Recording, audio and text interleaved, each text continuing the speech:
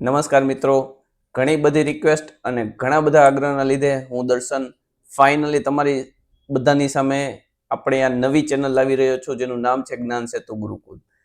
હવે જ્ઞાન સેતુ ગુરુકુલ આ જ ચેનલ શા માટે? યુટ્યુબમાં આજના સમયમાં ઘણી બધી ચેનલો અવેલેબલ છે. તો ઘણા વિદ્યાર્થીઓ શું કરતા હોય છે કે ગણિત માટે કોઈ એક ચેનલ ફોલો કરતા હોય છે, બીજા વિષય માટે કોઈ બીજી ચેનલ ફોલો કરતા હોય છે, ગુજરાતી માટે કોઈ અલગ ચેનલ ફોલો કરતા હોય છે. પરંતુ ક્વોલિટી એજ્યુકેશન એક જ જગ્યાએ મળી રહે દરેક સબ્જેક્ટ માટે, તથા જીસીઆરટીના સંપૂર્ણ સિલેબસ એક જ ચેનલમાં કવર થઈ જતા હોય અને તમામ ચેપ્ટર્સ આવી જતા હોય એવી બહુ ઓછી ચેનલો જોવા મળે છે મિત્રો. તો આ જ્ઞાન સેતુ ગુરુકુલ ચેનલનો અર્થ પહેલાં તો આપણે જાણીએ. જ્ઞાન એટલે કે સાચી સમજ અને સેતુ એટલે કે પુલ. હવે સાચી સમજ તરફ લઈ જવા વાળા પુલને આપણે જ્ઞાન સેતુ કહીએ છીએ મિત્રો.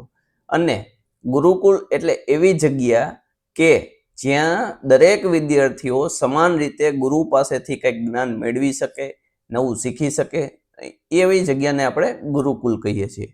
તો તેથી આ એન્વાયરમેન્ટ આપણે પ્રોવાઈડ કરવાના છીએ આ ચેનલના માધ્યમથી, અને દરેકને ઉચ્ચ ગુણવત્તાયુક્ત શિક્ષણ મળી રહે તે આ ચેનલનો મુખ્ય ઉદ્દેશ્ય હશે.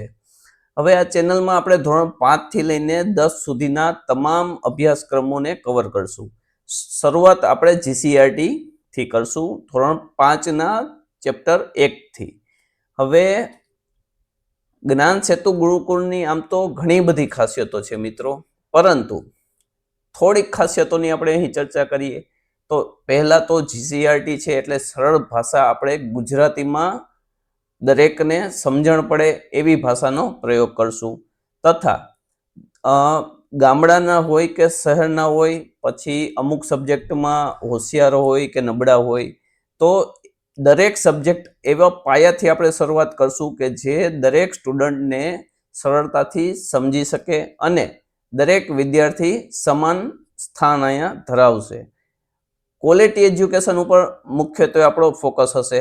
જેવી રીતે કોઈ બિલ્ડિંગ બનાવવા માટે પાયો અગત્યનો છે, તેવી જ રીતે ગણિત અને વિજ્ઞાન જેવા સબ્જેક્ટ કે જેમાં કન્સેપ્ટ ખૂબ મહત્વના હોય છે, કે જેમાં કન્સેપ્ટ એકવાર તમને સમજાય અને પ્રેક્ટિકલ જીવનમાં ક્યાં ઉપયોગી બને, તો તેવું સિલેબસ આપણે કવર કરશું મિત્રો. અને તમામ વસ્તુ સરળતાથી વિદ્યાર્થી સમજી શકે એ માટે આપણે પૂરેપૂરું જ્ઞાન અર્પણ કરશું. અને આત્મવિશ્વાસ એક ખૂબ જ જરૂરી છે. ગણિત જેવા સબ્જેક્ટ જે મુશ્કેલ નથી, પણ થોડી પ્રેક્ટિસની અને આત્મવિશ્વાસની જરૂર હોય છે, જેનાથી આ અઘરા સબ્જેક્ટ પણ સરળ લાગતા હોય છે. હવે કોઈ વિદ્યાર્થીઓને આપણે પૂછીએ કે તમને કયો સબ્જેક્ટ તમારો ફેવરિટ છે, તો ઘણા ગુજરાતી કહેશે, ઘણા અંગ્રેજી કહેશે, ઘણા બીજા વિષય કહેશે, પરંતુ ગણિત ફેવરિટ છે એવા ખૂબ જ ઓછા વિદ્યાર્થીઓ હશે. તો ઘણા વિદ્યાર્થીઓને ગણિત અઘરું લાગતું હોય છે, કંટાળાજનક લાગતું હોય છે, પરંતુ સાચું કહું મિત્રો, ખરેખર એવું નથી. ગણિત એક મજાની પઝલ જેવું છે અથવા કોયડા જેવું છે. કોઈક તમને એક પઝલ પૂછે, કોયડો પૂછે અને તમને એનો જવાબ આવડી જાય તો તમને રુચિ જાગે છે કે તમે એમ કહો છો કે હજી એક પૂછો. તેવી જ રીતે ગણિત જેવા સબ્જેક્ટ જો એકવાર તમને કોઈ સરળતાથી તમને કોઈ સમજાવે કે તમને કોઈ શીખવે એ રીતે, અને તમને એના જવાબ આવડવા માંડે, તો આપોઆપ તમે કહેશો કે હજી એક પ્રશ્ન પૂછો, હજી એક ગણિતનો કોયડો પૂછો, અમે જવાબ આનો શોધશું. તો મિત્રો આપણે એવી જ રીતે પ્રેક્ટિકલ વેમાં સમજવાના છીએ. અને ગણિત એ કોઈ નિષ્ફળતા નથી, માત્ર એક પ્રેક્ટિસની જરૂર છે.